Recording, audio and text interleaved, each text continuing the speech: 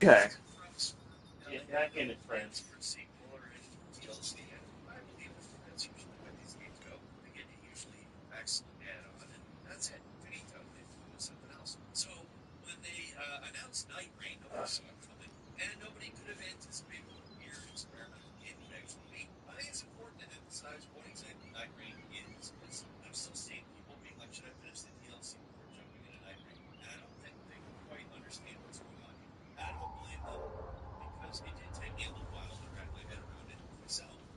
So what it actually is, it's a three-player cooperative spin-off where you play as one of 8 predetermined classes. You drop into a map that has a limited amount of time to explore, grab loot, kill enemies, slay bosses, and acquire resources and upgrades in order to get strong enough to take on a powerful end boss that appears on day 3. All the while, you have to deal consistently with a closing circle, kind of like Fortnite or Battle Royale. The Night Rain, does constant damage if you're outside of the circle. So that's what they call the storm in that, the night rain. You have 2 days to explore the map. The last day is simply the final boss fight. How each day works is that you get about 20 minutes to run around and explore. But when the circle finally closes, you encounter a boss you have to take down as a team.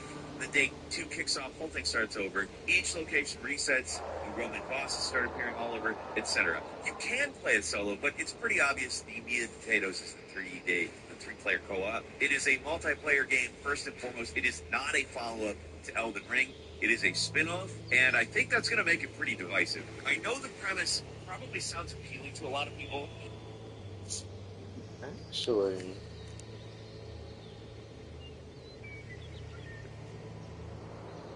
It's the number one wish thing on Steam right now. Who's going to be our third when we play Night Rain? So, in videos where we talk about issues, I just don't want to respect it so much. He's taking time. I think that when you bring in practice, they get to go back up their 6-pack and not push for it. I guess on that thing, you stay in your back pocket because they offer rain coming up.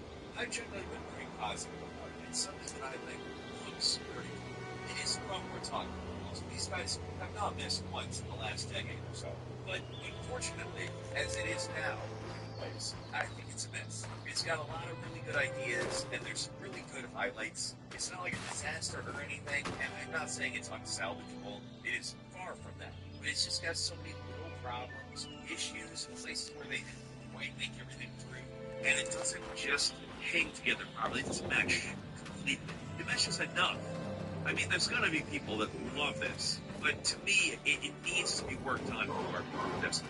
So Come here, boy! Please.